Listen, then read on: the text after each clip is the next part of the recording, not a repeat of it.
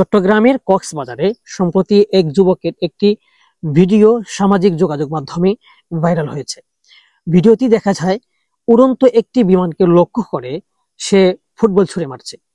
এই ভিডিও ঘিরে নেট দুনিয়া চলছে নানা ধরনের আলোচনা সমালোচনা। অনেকে একে মজার কাণ্ড বললেও অনেকে এটিকে বিমান নিরাপত্তার জন্য একটি হুমকি স্বরূপ দেখছেন। ঘটনাটি গুরুত্বের সঙ্গে বিবেচনা করে স্থানীয় বাসিন্দারা বিষয়টি পুলিশকে জানান। পুলিশ জানায় তারা ভিডিওটি পর্যবেক্ষণ করছে এবং স্থানীয় পুলিশ সদস্যরা জানায় এই ঘটনাটি বিমানবন্দর থেকে কয়েক কিলোমিটার দূরে অবস্থিত হয়েছে।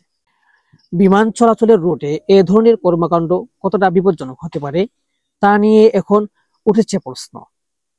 নেটিজেনরা বলছেন এ ধরনের কর্মকাণ্ড যেন ভবিষ্যতে কেউ না করে তার জন্য সচেতনতা তৈরি করা খুবই প্রয়োজন। শেখ সাদি, BDS নিউজ 24।